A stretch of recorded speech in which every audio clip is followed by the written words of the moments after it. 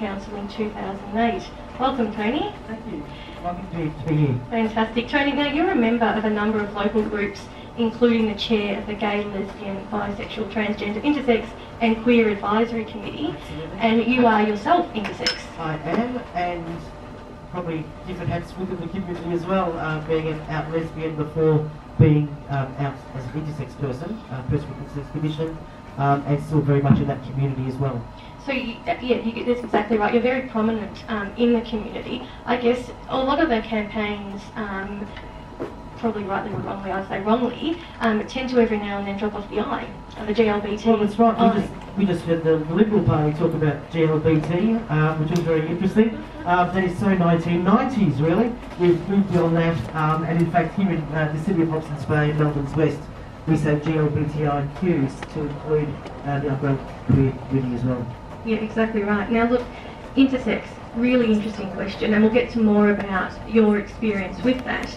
But in 2003, there was the infamous case of Reed Kevin, and that's the name of the case. Now, Justice Chisholm at that time made a decision that a transsexual, female to male, could marry a woman. Now, fortunately for us today, we'll ask your views on that. We have Alistair Nicholson, because that case also went to the full court of the family court, and we've got Alistair Nicholson who was presiding over that case. So we will get to Alistair to ask him what his views and how that sits in society today. But that was post-operative. That's correct. What about the intersex community? Okay. So I guess there's two things, but primarily the federal government has gone out of its way to make sure that the Marriage Act is between a man and a woman. So what does that mean for people like myself who are not exclusively male or female? Can you explain that to our... So intersex is where a person is born, biologically born, not exclusively male or female. So either sex chromosomes can be variation, or like if you look at my situation, for example, my genitalia is mixed. I have pieces of both sexes, and doctors weren't sure at birth if I was male or female. So previously I would have been called a hermaphrodite. These days we use the term intersex. Sure. And were you arbitrarily assigned to one sex or the other by the doctor? Yes, so that's right. So I had my initial birth certificate had female on it. And you're a twin, is that right? Twin, and your so twin is female or male? She's female, non-identical twin. So she's a normal, I hate the word normal, a typical female. So I was raised as a girl, went to the local boys' Catholic school, all that sort of thing. Then I also went through a lot of medicalisation, treatments as a child. To reinforce that gender identity or the gender that I was being raised. And then later on in life, at about the age of 30, when I found out what my true condition was, I became very public about being actually not male or female, and not Antoinette, but I changed my name to Tony, and I'm very open about being both male and female. And your birth certificate, what does that say? Well, that's a bit of a challenge. It's a bit of a challenge at the moment, because my birth certificate and the Royal Children's Hospital here in Melbourne, where I was treated, can certainly testify very, very supportive to say that I am both male and female. Yeah, but the government doesn't recognise anything that's not strictly on the binary. That's right, which is silly, because I understood a fact is a fact is a fact. Indeed. Unless you go to birth tests and marriages. Let's have some reality in this situation. That's right. So how would that impact you if you wanted to get married? Because being both male or female, or if you want to look at it another way, neither a man nor a woman, you're a different category altogether. Yeah. Are you not allowed to get married? Well, the validity of my marriage would always be questionable, so it'll be up to the Attorney General to decide to question the validity of the marriage that I was in. But I've previously been in a marriage with a male when I was Antoinette. And that was part of the whole growing up experience and trying to do the straight thing, etc., etc. And no problem there. And there was no issue there, and I got divorced and all that sort of stuff. But that's because I was in the closet. People didn't know. But now people are aware. I had my birth certificate as a lesbian. I had my birth certificate changed so it says male, so now I can officially marry a woman. And that would be completely legal. I've cheated the system a bit, as you can tell. But Yeah, it is still be questionable, and certainly if they saw what I did in the bedroom, they would not consider anything that I do as a typical heterosexual couple. I guess. I don't think we're going to go there. No, but don't deliberate. Well, the Catholic Church would love to. Oh, they would. That once again is for another programme. Maybe the later later in the time. evening. That's right. I can see Alistair Nicholson here, champing at the bit to join in on this part of the conversation. Christine. So, Alistair, you presided over in the full court, the family court, the case of Ree Kevin. Now, you've upheld Justice Chisholm's original judgment, and I understand it went on from there. Can you explain a bit about that case? Well, it didn't actually go on from there, but in between us hearing it in the full court, a similar case came on before the European Court of Human Rights, Yes. which based its decision on Justice Chisholm's in recognising such a marriage. That's fantastic. So it's interesting how the effect of one decision in a case like this can have ripples that go right through the world and all through Europe at least. So that was one aspect of it. But correctly, you said that that was a case where Kevin had surgical intervention. I don't think that necessarily was the ratio or the reason for the decision, however. Yes.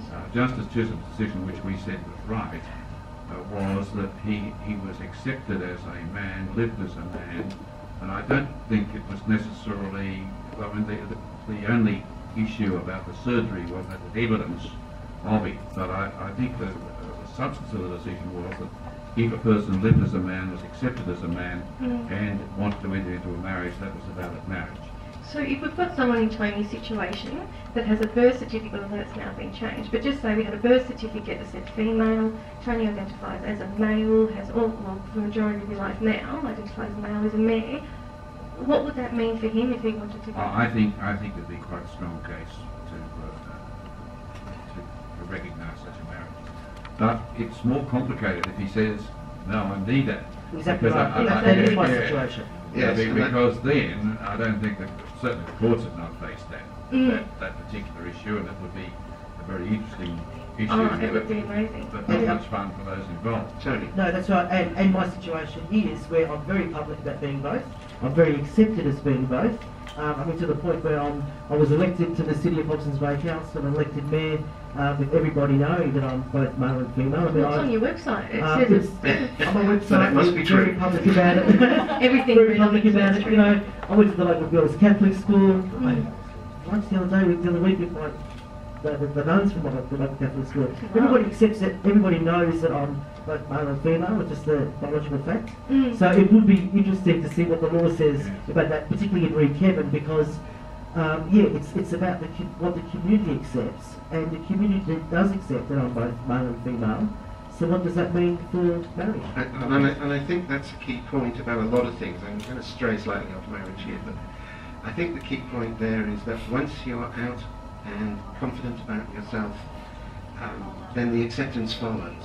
I think you have found that you've had tremendous acceptance and support since you came out. Very, very much so. And we are talking about western suburbs of Melbourne, inner western suburbs of Melbourne, but widespread community support from all sectors, including the local Catholic community, the Muslim community. It's been wonderful. Yeah. Now there's other groups of people who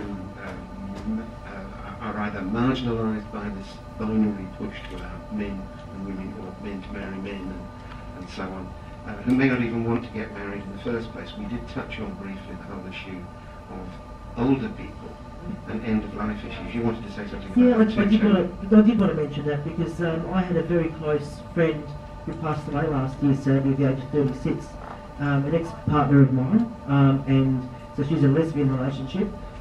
She was in a very committed, loving relationship, they had a wonderful life together, property together, etc.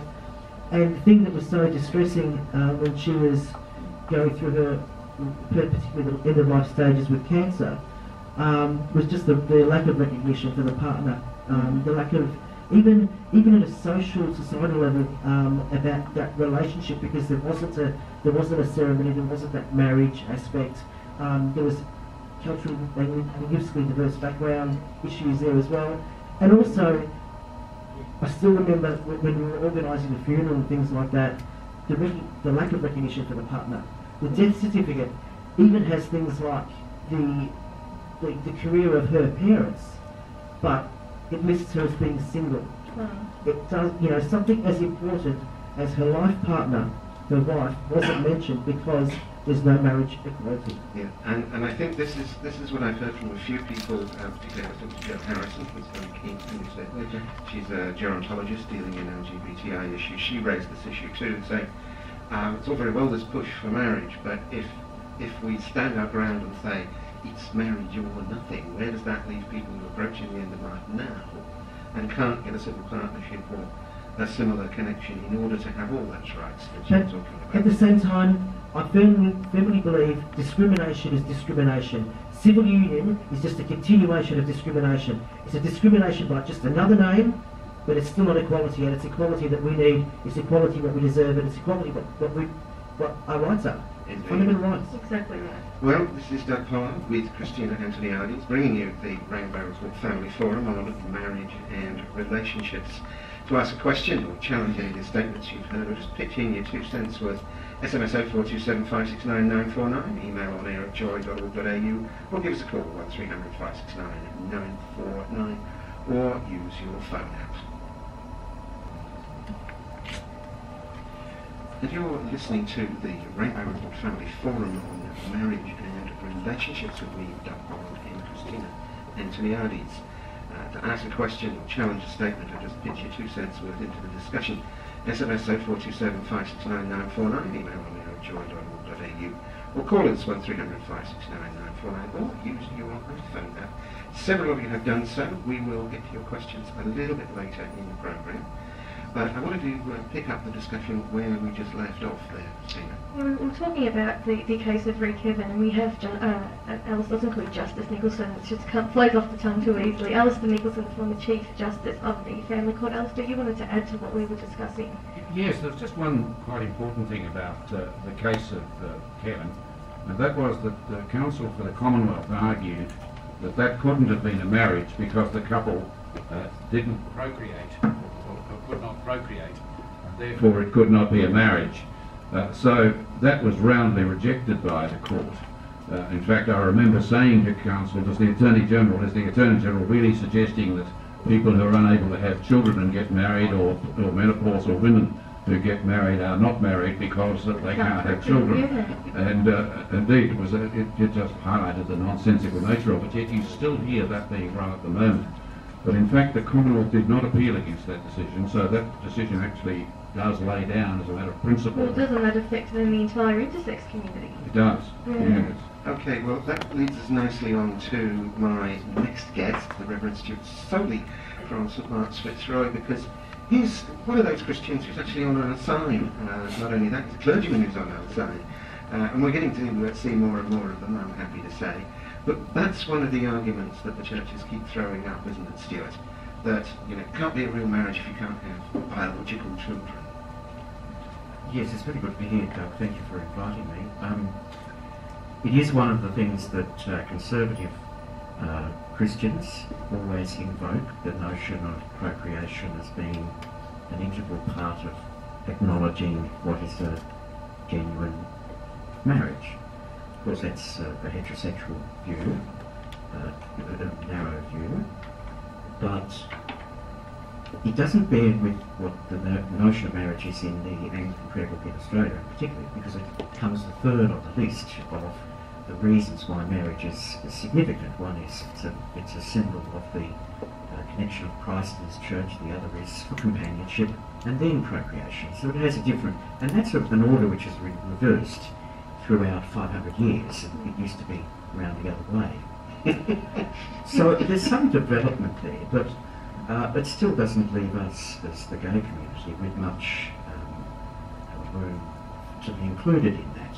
But there's a lot of, I'm hearing a lot of priests now from various denominations, some rabbis from the progressive end of Judaism, even some imams. So in France, some imams were prepared to solemnize a same-sex relationship. Is there a move within the church to accept same-sex couples for marriage? Is there pressure there? It depends where you are. You'll find there are places where the opposition is really strong and very well organised, as Paul Martin said earlier in the program. And there is an arrogance in a sense with the Australian Christian lobby because they call themselves the Christian lobby when in actual fact they represent only a part of that. I believe they admitted yesterday they represent precisely 15,000 people. Oh, yes. And at the marriage inquiry they were asked. Right. Well, that's very helpful to have a figure. There are parts of the world where there is a much more open view about same-sex marriage. I was in New York at the time that the same-sex legislation was passed in the legislature. It was really very exciting. And the next day, or 2 days later, on Sunday, the Bishop of New York, the Episcopal Bishop of New York, sent a letter to be read out in all the churches saying that we rejoice in the passing of this legislation. And so you wouldn't hear that in Australia, I'm afraid. But Not quite yet. behind the scenes, people are terribly supportive. There are people who are gay and straight within the church and clerical orders who are very supportive of gay and lesbian people. The voice is not strong, I'm afraid, and it's nervous. How about a suggestion I've floated in all my place of late, and it seems to be getting a little bit of traction from people, I have to say. In some other countries, as in France, for example, there's a separation between what you might call sacramental marriage, the kind of marriage you have in a religious institution, and civil marriage, which is what you have at the registry office, or in France, for example, at the local, in front of the local mayor. And the religious ceremony has no legal significance whatsoever. So when you get married in France, you go along to the church and you have all your family and you have all your communion and you have the full white wedding and bridegroom is duly satisfied. And then If that's possible. If that's possible. And then I'll have to ask our lesbian friends about that. And then you put on your neat little suit and you trot down to the mairie and you just sign a piece of paper in front of the mayor. And that's the legal marriage. You don't have to have the church bit. Would there be any kind of objection to that kind of situation being brought into play here in Australia? I think given the current leadership in all the churches, I should be a little bit carefully, particularly in the Anglican Church and also the Catholic Church, there would be considerable opposition to that. I think it's a very good way forward because then it puts that outside and the religious sensibilities can be attended to by those. There are parts of the Episcopal Church in the United States and in Canada where blessing of same-sex unions have been authorised, and so there are positive moves forward. Of course, in Canada, there is marriage and parts of the states. What about here we've heard from Australian Marriage Equality at some considerable length about how if either of these bills that are at the moment get passed, they both have safeguards to ensure that churches, mosques, synagogues, etc. will not be forced to perform marriages. They will be allowed to if they wish, but they won't be forced to do so. Does the church find that reassuring, or is that not sort of... Because I mean, the Catholic Church, for example, is saying, oh, it's only the thin end of the wedge, give them this bit, and the next day they're hammering on our doors and saying, no, well, you've got to marry us. Well, it's amazing some of the things Christians say because the moment you talk about this, they think of all imaginative, or have all sorts of things they fear it's going to lead to, and those are the more extreme view. Yes, it's interesting how they always argue about things that aren't going to happen. Yes, that's right. They don't argue about what will happen. Gay couples will get married, and that's all that will happen. Doug, I'm not that close to the nerve centre, but I suspect that there will still be a fight to keep that, I regret to say, I might say, to keep that nexus between marriage and religion. I don't agree with it myself. Not being forced, well, it might be a comfort, but I think it's a comfort for those who might have concerns about that. Yeah. Whether the leadership will feel that is quite another. Because in the UK they're trying to say to bring in marriage at the moment. The way that the consultation document is drafted, it actually says, because I had a little look at this, it actually says that churches and mosques and so on will not be permitted under the change in the law to conduct same-sex marriages. They would only be allowed to take place in a civil context. And at the same time, civil partnerships will not be allowed to take place in a religious setting either. So they're making a much stronger kind of reassurance, if you like, for the churches. They're saying, no, you cannot, even if you want to, you cannot organise a same-sex marriage, even if it's legal. Or how do you think that would play here? I mean, I think it's excessive and unnecessary, but... I tend to agree. I still think that there's this great attraction, a great weddedness to having a particular role for the church in that. I'm not sure that's healthy, and I think it's a bit of a drawback, but yeah, you can only speak for you. Joseph Shishuti, you wanted to come in here. Yes, I think a lot of the argument surrounding marriage has a basis in Christian Catholic theology. It's very interesting that conservative Christians refer to Christian marriage, not biblical marriage. Biblical marriage, of course, we've got types of marriage like that of Solomon with 700 wives and 300 concubines. I really don't know what anyone, irrespective of their sexual orientation, would be able to do with 100 wives and concubines, and how much time they would have been able to devote to each of them. When they talk about the New Testament, the preeminent marriage is that between Joseph and Mary. And of course, Joseph and Mary were not Christians, they were Jews.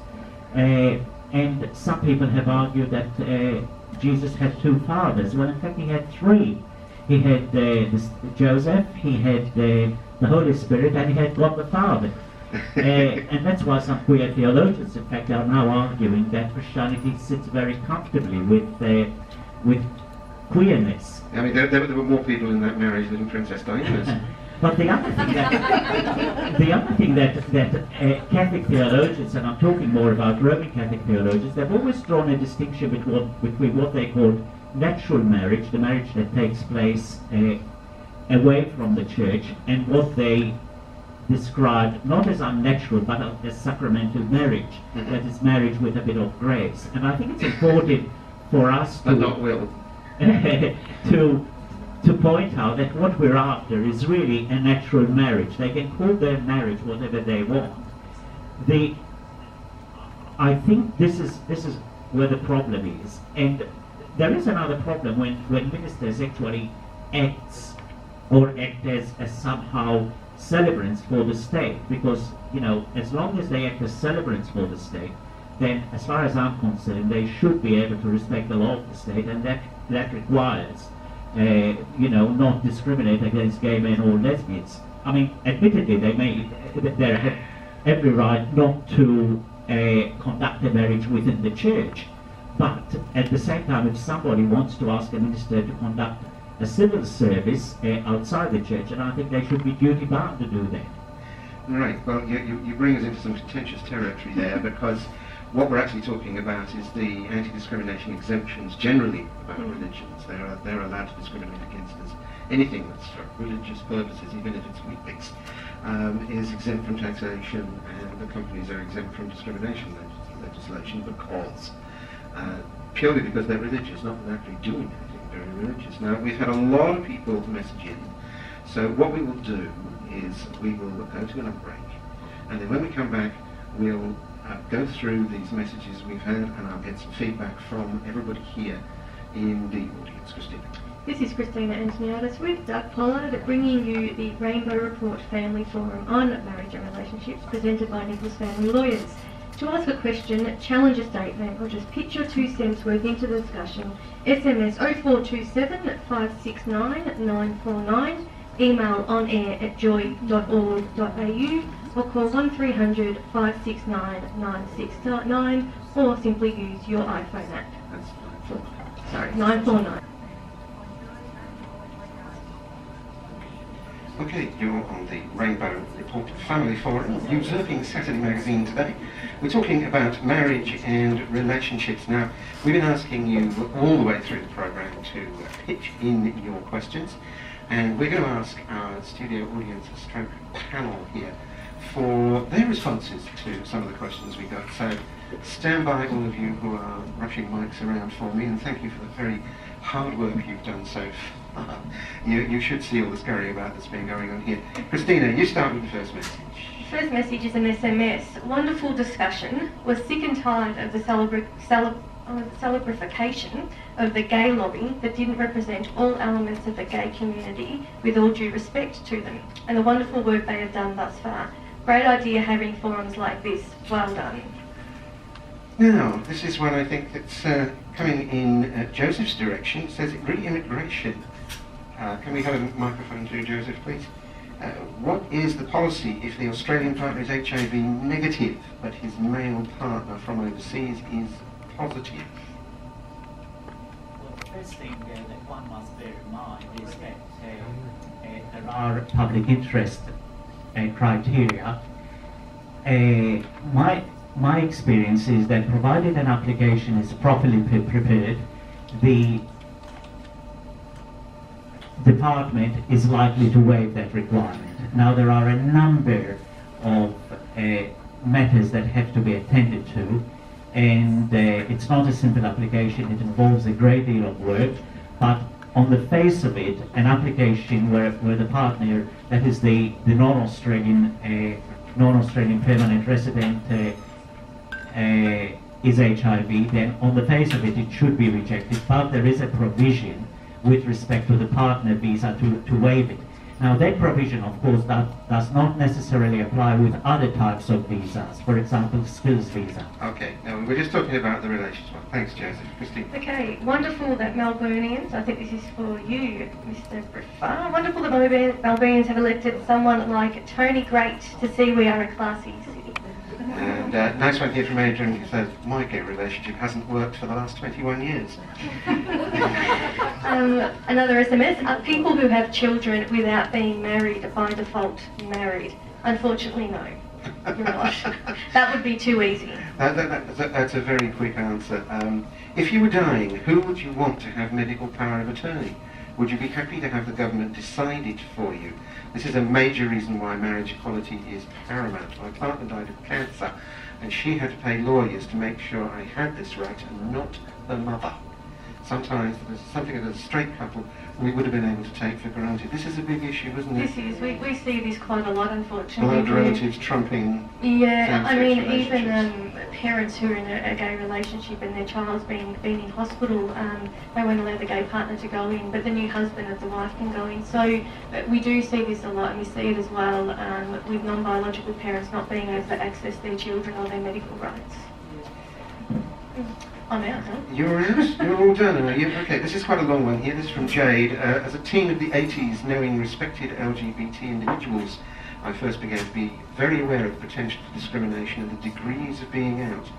Now I observe shameful public religious attempts at denying rightful marriage equality from street preachers through to church leaders. It's simply a blatant exercise pushing us back in the closet and pushing us back in that closet for fear we will be discriminated against.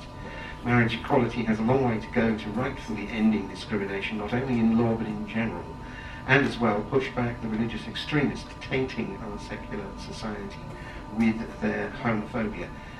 Keep up the good fight, everyone. Some states are ready to pick up the baton, even if things fail federally. And last one here, Luke from South Yarra. Same-sex marriage is not always recognised by other same-sex marriage countries in the same way as opposite-sex marriage is recognised. South Africa has civil unions, not marriage. The law is called the Civil Union Act, but allows people to call their relationship whatever they like.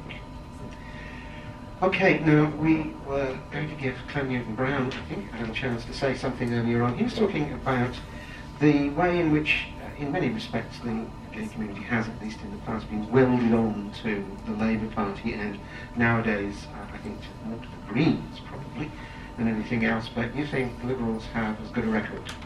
Like the ALP, as you say, have been very good, I suppose, in the last decade or so, of painting themselves as being more supportive of the GLBTI community than the Liberal Party. But as Alison Nicholson pointed out, when John Howard changed the Marriage Act in 2004, which I personally disagreed with and found offensive, the ALP voted as a bloc to support that. Now, historically, I don't need to go through it's well known that the Liberal Party decriminalised homosexuality in every state in Australia, bar New South Wales, which was done by a Labor member. But Liberals have been at the forefront for many years in LGBTI rights. As far as the marriage issue goes, I think we're in a position where the Labor Party has it as their party platform. But Gillard's been a bit cute by allowing it to be a conscience vote, which essentially dooms it to failure. Now, when the Labor Party voted in 2004 with the Howard's legislation, that was not a conscience vote, that was a block vote.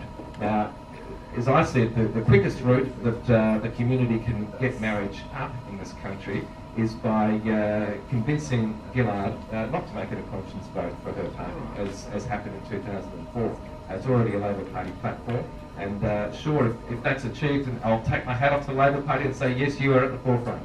Okay, Greg Atkins, you wanted to come in here. Greg Atkins is from the Anti-Violence Project. And that's the framework I come from today. And I'm a convert. I didn't believe in marriage to start with. I grew up in a feminist household, single mother family, with my mum one of the forefronts of the fight against marriage being the be-all and end-all, and the work that was done to build up de facto relationship rights. So that's where I came from. But my framework's changed because it's about equality. It's actually not about the word marriage, it's about equality. And the equality has been, it's like a big blanket of marriages over everything. And while we don't have marriage done and dusted, homophobia continues to pervade in a range of areas right across society. So we need to nail it on the head.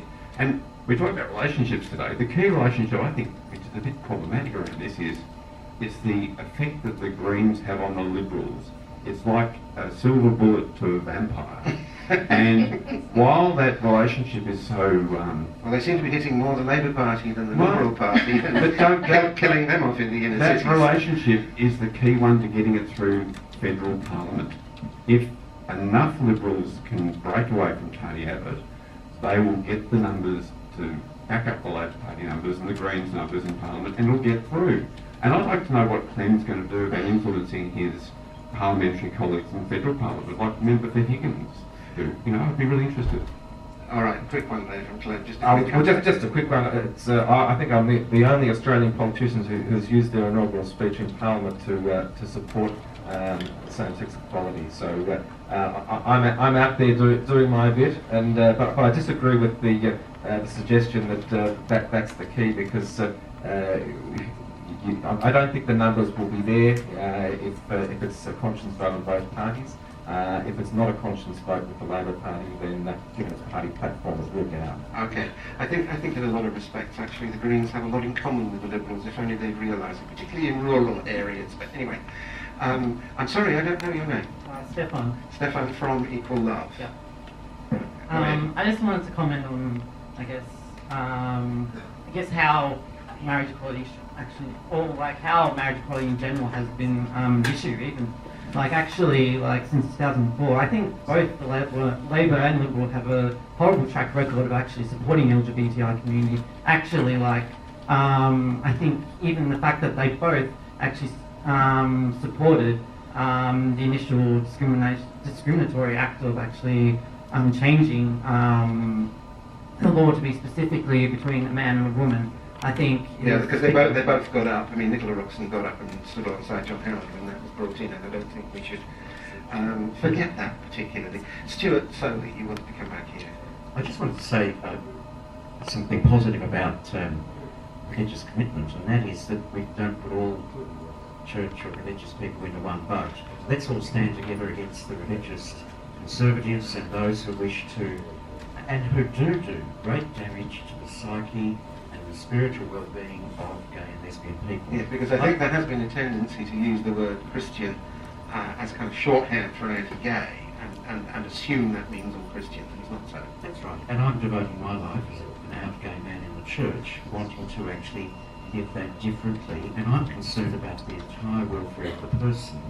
And when I have people coming to me and saying they won't come to the church, they've given up going to church because of the negative statements of the leadership, I draw that to the attention of the leadership, because you know, they're Because you need all the bodies you can get in those pews. well, preferably alive. Stuart, thanks. I want to go back to Sue here. Before we go to you, there's a message coming here. Would the UK prohibition of religious institutions performing civil unions with same-sex marriages not be an effort to assert ownership of marriage as a fundamentally civil and secular arrangement, making clear its separation from the religious agenda by legislating that religion takes a hands-off stance? It seems to me a clear statement that it should be society at large, not any particular religion or denomination, that determines the rules of attraction and coupledom.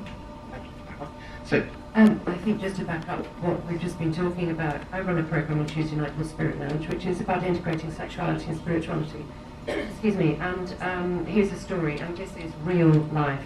We heard about a young man who was struggling with sexuality. He was kind of mid-late teens. The person he decided to go to was his local minister, man of the cloth.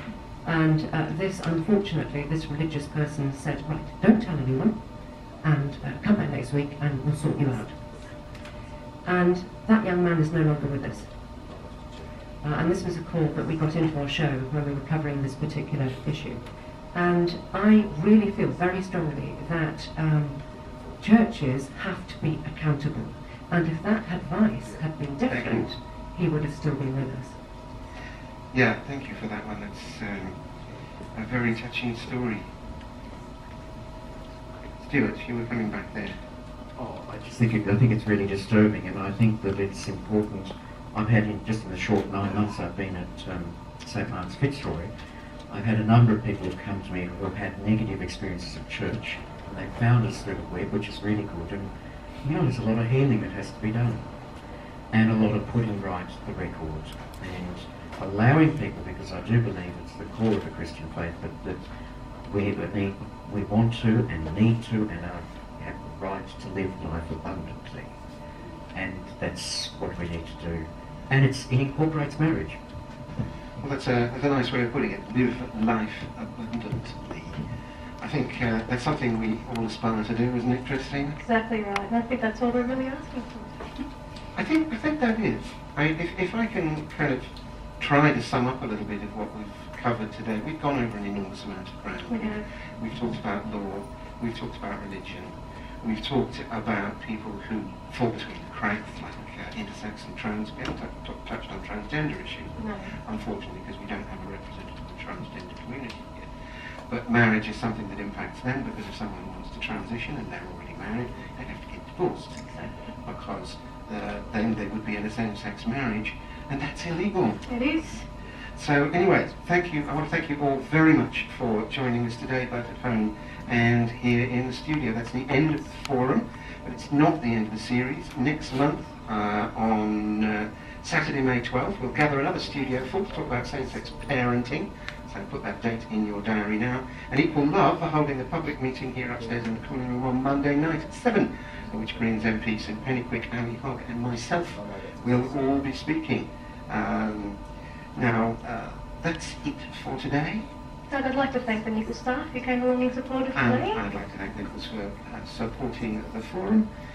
You've been listening to the Rainbow Report Family Forum, sponsored by Nichols Family Law.